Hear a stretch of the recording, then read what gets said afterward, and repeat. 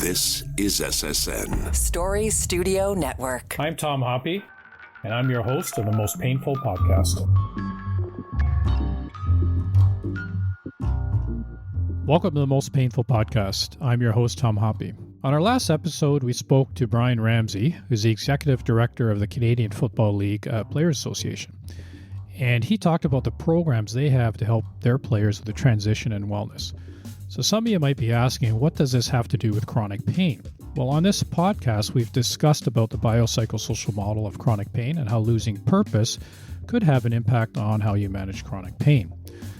So the CFLPA is trying to shift the mindset of their players by telling them at the start of the career, there's life after the game, which is a powerful message, and we know that could be powerful with military members as well, because it can help with transition. In turn, it can help with purpose, and then hopefully help with one way of managing chronic pain.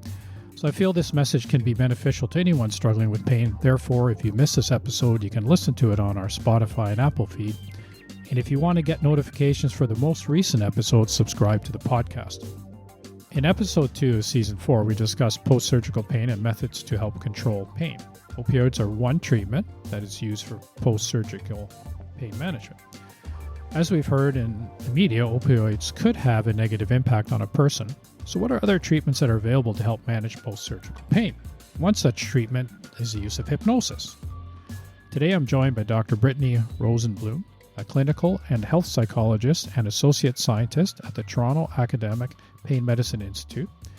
And she's a co-author of a research project studying the effectiveness of hypnosis to help with post-surgical pain. Brittany, welcome to the show. Thank you for having me. So I think as we talked about offline, I read the research and I'm very interested in this, but maybe we can start with what is it? What type of hypnosis is this? Yeah, I think, we think about hypnosis quite broadly when we think about hypnosis with a layperson. And oftentimes what people know about it is from the movies and from TV shows. And that's not the type of hypnosis that we do in the clinic. We do medical hypnosis, which is effectively a type of relaxation, focused attention, targeted verbal suggestion to alter perceptual experience and behavior. And it's not necessarily to evoke a behavior change in front of an audience. It's usually a private experience. So to modify kind of your perception of your pain intensity, for example, or in this case, in this trial, we were really targeting medication use as well to reduce the amount that people were using after surgery. Yeah, and I'd like to get to the research in a bit because I think that's important to talk about. But how long has this been used for? A long time? Has it been used in other settings? Yes. And kind of is there other? I mean, you have your research, but is there other scientific papers that have been done on this to show the effectiveness of it? Yeah, so there are hundreds of papers to show the effect of clinical hypnosis on acute pain and chronic pain, and it's through the last 100 years we have scientific evidence on this, and it has ebbed and flow in terms of how popular it is, and oftentimes that goes with what's in the media and how it's perceived, which is interesting because not all clinical interventions or clinical psychological interventions go with ebbs and flows of the media. But this one has, which makes it particularly interesting.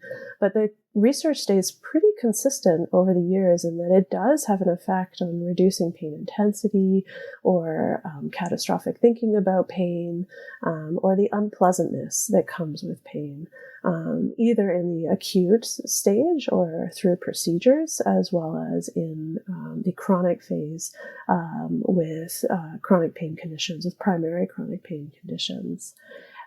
And when we think about this through the lifespan, it works in children, adolescents, as well as adults. We think about this, if we think about a procedure, you're in a deep state of relaxation, anyone would do better in a state of deep relaxation through a medical procedure. And so we have a lot of evidence for that. Yeah, and when you say about relaxation, I mean that's one of the things we've had Abby Manusu doing breath work on this podcast. So it's the importance of trying to just relax the body to turn off that fight or flight. So the research was to reduce the I guess the use of opioids through hypnosis. And I think you had 80 participants in it. And so maybe you can tell us a little bit about the research, how that was conducted, and maybe some of the outcomes. So we aimed to get to 90, so about 45 in each arm of the randomized control trial. And what we were doing was basically flipping a coin as to whether participants received treatment as usual or they received this medical hypnosis intervention. And the medical hypnosis intervention consisted of one session prior to surgery. So that was right after they had been recruited to participate in the trial and they were randomized to the treatment arm. They received a course of interventionist-led medical hypnosis. So it was not a recording. Someone actually did it with them. And then the person would follow up with that patient while they're in hospital. So when they've just had the surgery, usually 1 to 2 days after their surgery, and then they have another session of hypnosis. And so historically, these types of trials have only been one session of hypnosis, or they have been through audio recordings, or through the actual surgery, listening to an audio recording of medical hypnosis. So this was a little bit different, and then we were looking at a higher dose, you could call it, of hypnosis, and we were also doing it in person with the patients prior to surgery and after surgery. And what we were really looking for is to find out whether this would aid in recovery in terms of pain intensity, in terms of opioid use, and in terms of pain catastrophizing and mood. And so we looked at all of these variables, but our primary outcome was, does this have an opioid sparing effect? And through some analyses that my colleague Dr. Slepian conducted, he found that patients used less opioids on these days after surgery when they had medical hypnosis versus when they didn't. And interestingly, it didn't have an effect on pain intensity, but it had an effect on not increasing the amount of catastrophic thinking about pain. So when you say that catastrophic thinking, would it be correct to say it's almost a mind shift, kind of a mind shift change in what you're trying to do with this hypnosis? Yes.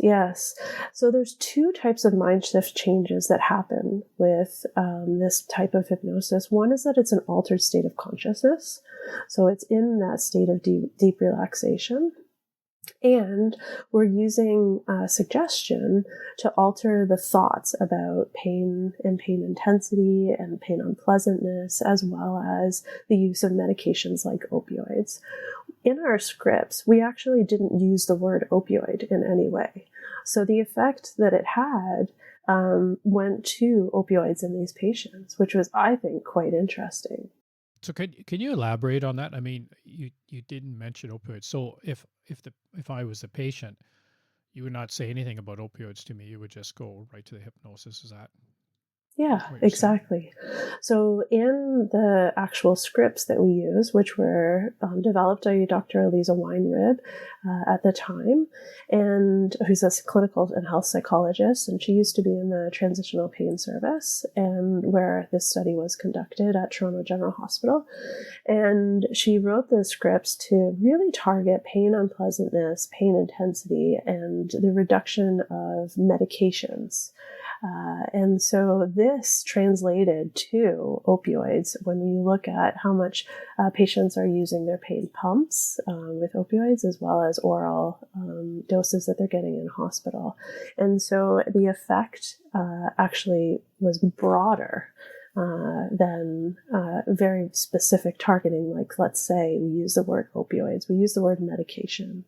Yeah, so that way a person doesn't, because opioids does have kind of a negative, with all the media, it's kind of a negative thought to it, I guess we should say.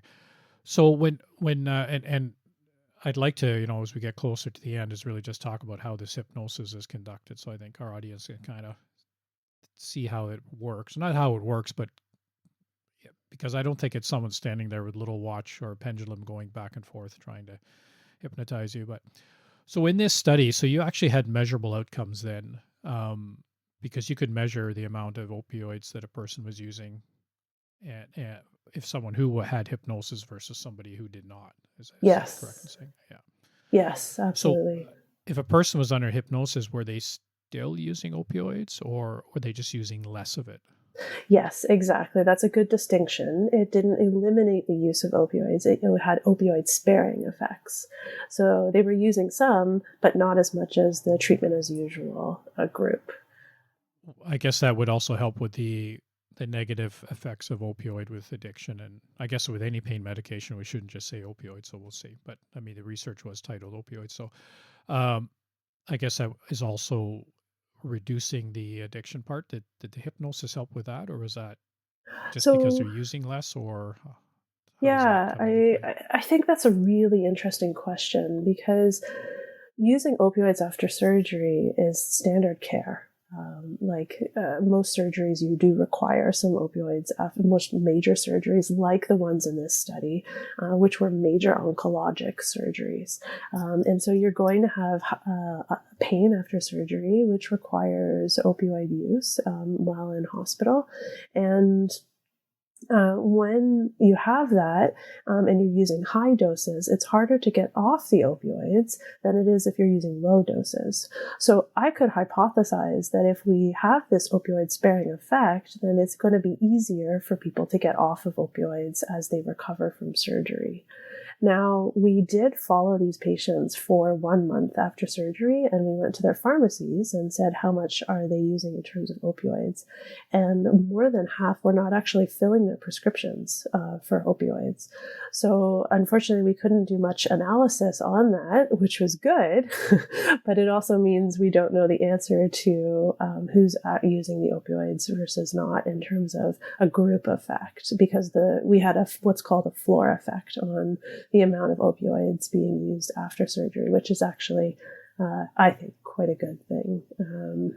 Because as we know, there's a lot of challenges with using opioids long term, as we know from Dr. Clark's research and our addictions colleagues as well. It's interesting because if we can reduce the amount of opioids used and reduce the amount of catastrophic thinking about pain, so that helplessness, that rumination, that will definitely aid in prevention of the development of chronic post-surgical pain. And I think that will help also with potential addiction issues, though we didn't directly study addiction to opioid during this study. So just to rephrase that is, or not rephrase it, but just summarize it, is the people that had hypnosis, a month later, they were using less or not fulfilling their prescriptions? Yes. Or was that compared to the people that were for both arms? That's why it's a bit of a floor effect. Right. Okay. To determine how that's done. So when the and how does it help? I mean, we talked with Clark about it as well, is the chronic pain post-surgical. How did the hypnosis help with that? Were you able to follow anybody? I know you said 1 month with the opioids, but was there any other way to follow people to see or questionnaires or anything that were sent out to see if they had more chronic pain post-surgical, if they had hypnosis? I would have loved to follow these patients over time because chronic post-surgical pain is technically defined as 3 months or longer after surgery. And unfortunately, we stopped following these patients at 1 month after surgery. So I can't conclude one way or the other whether these patients had chronic post-surgical pain or developed it over time. I'm hopeful that they got benefit, but I can't conclude that definitively. And the opioids aside, have you or your colleagues used this to just help with chronic pain, period? And if so, what are the outcomes of that? For sure. I mean, I use it clinically quite frequently, especially for pain that interferes with sleep. And so I often tailor hypnosis sessions to a patient's, let's say, a special spot or a location that they find deeply calming and relaxing, to help them go into a state of relaxation that can promote sleep when dealing with pain. So maybe you can kind of take us through the steps of how you would apply this hypnosis to somebody. Because I think, as you said, a lot of it's in the media and there's probably a lot of misunderstanding of how this is done. So it might be helpful to our listeners to understand exactly the process and how it goes and what you're trying to achieve. You talked about implanting images. So how does that work and the power of that? I think it's all based around relaxation, right? Like, how do you get someone from a state of complete alertness, like you and I right now, to a state that's near sleep, but not quite sleep? And how do we create a state of relaxation that allows for exploration of different imagined spaces? So whether it be a nice lake if you're sitting on a dock, or whether that be at the top of a mountain where you feel deeply calm and relaxed, for everyone that space is different. And how do we paint that picture so that they can go to a place like that and feel that relaxation? And in that state of relaxation, can we use suggestions or alternate views to reduce pain intensity, for example? And one way you can do that is by suggesting different ways of turning down the volume. Could you, if you feel really warm with your pain, could you find an ice bucket near you, and could you take ice and put it on the painful spot and cool down that area in your mind? And can you do different ways of dialing down the unpleasantness of pain? Could you also reduce the amount of catastrophic thinking about pain? Can we alter the way that we think about pain in those states? Because you're more open to suggestion when you're very relaxed. When you're on high alert and you're paying attention to everything around you, you're probably not taking in a lot of information. There's a lot bouncing off of you naturally. Everyone does that. But when you're in a state of relaxation, you tend to be more open to experiences. And that's really about hypnosis. I don't use a watch. I don't have someone look at things repeatedly, back and forth. What I do, it's called an induction, and I help to get someone into that state of relaxation that I was just talking about, where you can do that by sending someone down a path or a staircase, and they can imagine this in their mind, that every step they take, they get more and more relaxed. And we can include deep breathing with that, and suggesting relaxation as you go. And you can do that, for example, through imagined warmth spreading through your body, and so that you feel nice and cozy and relaxed, because you can imagine being very cold, you tend to be tight and frigid and not able to move very much. But when you're warm and relaxed, like anyone who's ever been in a sauna or a hot tub, you tend to be more relaxed in those places. So there's different ways of inducing someone into that relaxation. Occasionally I use counting if someone's particularly good at getting into that deep state. That usually comes after we've done a few sessions, because the more that you do, the more you're able to relax. And I will say that, all hypnosis is self-hypnosis. It's what someone's willing to do, is what they're willing to be open to. And if you come into it and say, I will not be hypnotized, I will not go into this deep state, you won't, and that's fine. But if you go into it and say, yes, I can relax, and I'm willing to take it to a step further, then you're going to do that.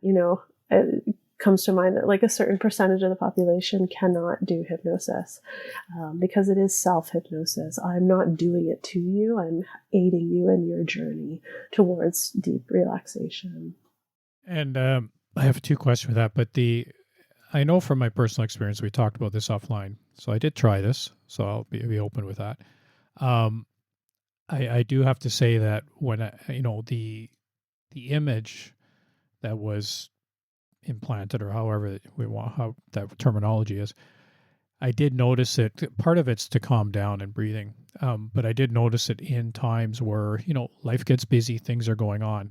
That image comes back, and it's almost like, okay, pause. You got to relax. Like it was weird. I can't explain it, but it's just different. And I can also know that for me, anyways, the brain is fighting the hypnosis, like saying things like this is not going to work, and there's the other part of your body saying this is garbage and all this kind of thing. But I think sticking with it does seem to help. So that's what I took away from it, was the just this very strong image that's there of a place that for me is calming, and how it comes up and then kind of almost forces you to just stop. So that small takeaway.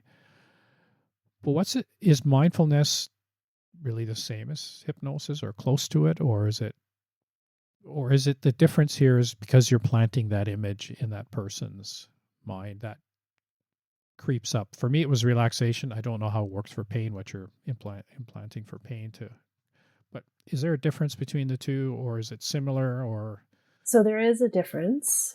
We know this neurologically from imaging studies that have happened, that there is a difference. And one of the main differences for me as a clinician doing hypnosis or doing mindfulness is that in hypnosis, I'm providing a pathway towards relaxation and towards that imagery that you were talking about. And I provide, for example, post-hypnotic suggestions, which is when you say, if you're preparing for surgery, I might say something like, you don't know when you're going to feel a wave of relaxation. It might be when you step into the hospital. It might be when you see a nurse, you feel a wave of relaxation. And that you can carry that with you going forward. And that's where that comes back to you, is that wave of, oh yes, I remember that safe space that I was in. And versus mindfulness is more about being open to experiences within yourself and around you at a more alert level. And so I do a lot of mindfulness in my practice as well. And it is different because I'm not leading someone down a path. It's more about questions like, what do you experience in that moment, rather than you might experience X, Y, Z. And so for chronic pain, then that would be the same thing. You would put suggestions in there to, if someone's struggling with chronic pain, a flare up or something like that, to, I guess, kind of stop them in their tracks or bring them back to a place of center. Yes, exactly. Like, how do you use your mind to calm your body down? How do we dial down the pain signals using the power of our mind in those situations? Yeah, it's very interesting. The research was a good read. And like you said, there's a lot of it out there. So I think if the audience is interested in it, they can read up on it. And of course, peer-reviewed stuff is probably better than some other stuff that's floating around. But no, I really appreciate your time on this, and thanks for your insights on this. Thank you so much for having me. Thank you. So on our next show, we'll be speaking to Virginia McIntyre. She's the executive director of a national peer support program. And this program is peer support for people struggling with chronic pain. It started on the East Coast. It seems to be going very well. So she'll be on our next show. So you can hit the subscribe and like button. And this way you'll get the latest episodes. For feedback about the show or more information on chronic pain, you can visit our website, veteranschronicpain.ca, or follow us on Facebook and Twitter at chronicpaincoe, and on Instagram at chronicpain_COE. Once again, Brittany, thanks for being on the show. And to our audience, stay safe and keep the hope alive. The most painful podcast. is produced for the Chronic Pain Center of Excellence by Story Studio Network.